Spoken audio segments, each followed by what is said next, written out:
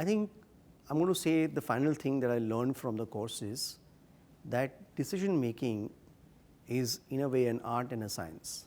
You have to work on it every day, and it's very, very important that you have introspection of the decisions you're taking on a day-to-day basis.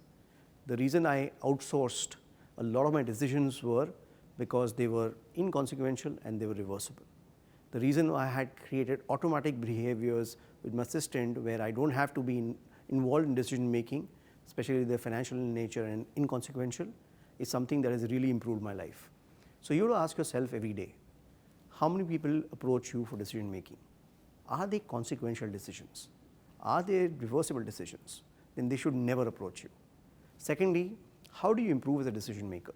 What kind of information you need? What is the root cause of the problem? What are the most important thing when you take a decision?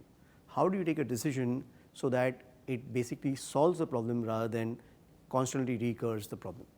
So the way I look at it is that I think this is one skill set in the digital age, which is probably the most important skill set, because we spend our life taking so many decisions every day, and time management is the most important thing in digital. So if you can improve your decision making, then you can spend a lot less time in doing a lot of things throughout the day.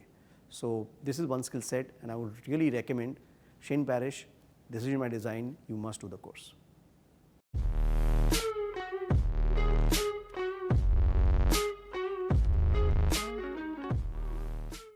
Right. As a startup, there are a lot of consequential decisions for you.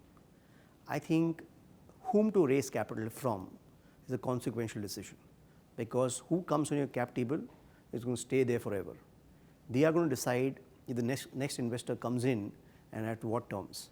I've seen startup founders taking capital from somebody in the family, knowing fully well that the person is wealthy, but he doesn't have an abundance mindset. And then what happens is that he tries to direct the future of the company. When I do angel investing, I'm very clear. There are only two things that I do for the founder. First thing is I help him raise additional capital. So I introduce him to investors. Second thing is I help him in sales. That's about it. These are two things that are push relationship where I will help the founder get sales and investors. But after that, everything else he wants to do, he's the founder. He's the person who has to do everything, and he can use me like a bouncing board at times, but it's no point in time I have to direct the strategy. So it's very, very important. Whom do you take capital from?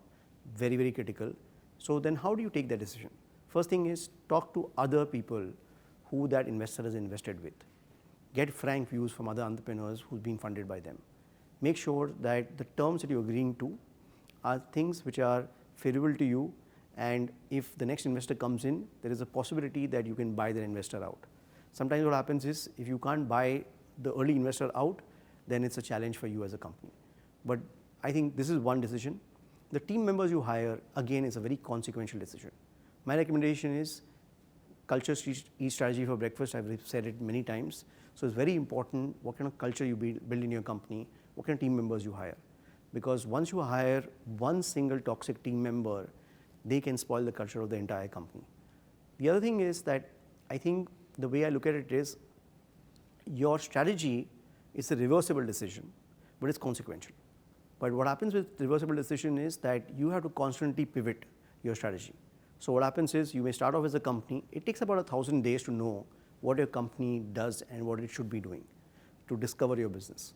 So the first 1,000 days you should pivot as many times as you can. Then you'll arrive at the final business model that can make you a large company.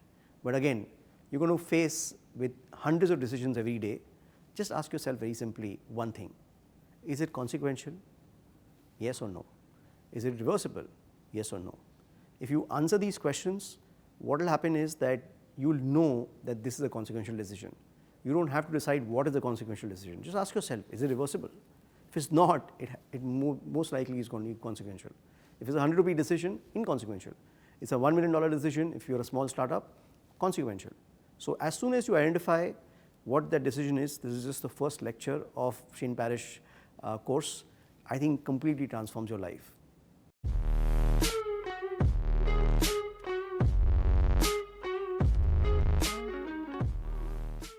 So if you ask me, right, there are a lot of inconsequential decisions. If you ask me, let's say we are doing this course.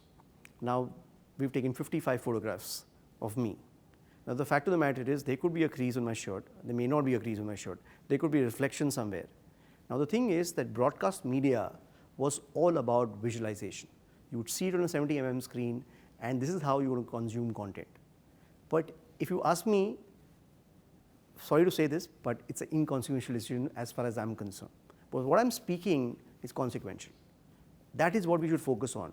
If we miss out on 5 minutes of content, which could be consequential for the audience because we didn't get a photograph perfect or a lighting perfect, imagine what the loss of that 5 minutes would be.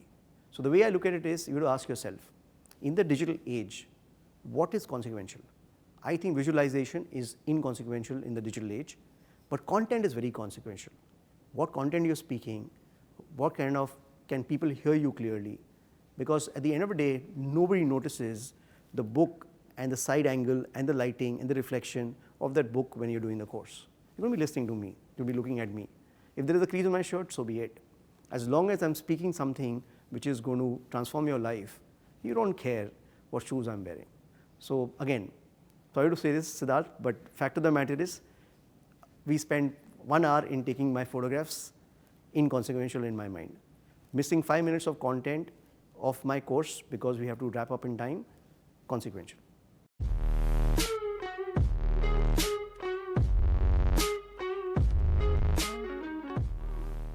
So Shane Barish gives a very interesting example. Sometimes what people do is they actually spend tens of hours in researching what mattress they should buy. But the fact of the matter is that a lot of times you can buy a mattress and return it. So the best way to buy a mattress would be, don't research too many things, just order 3 different mattresses from the companies that you like and sleep on them one night. And then morning you decide which mattress you want to keep. So what happens is that every single decision, most of the decisions are reversible, but we think they are irreversible. That's the reason we spend a lot of time in taking the decision.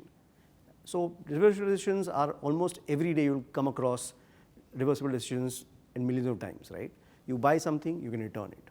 You take a business strategy, you pitch in a certain way, again, you can pitch in a different way tomorrow. So almost like barring few things like getting married or raising capital, which are consequential and irreversible, but most of the decisions we take on a day-to-day basis are inconsequential and reversible.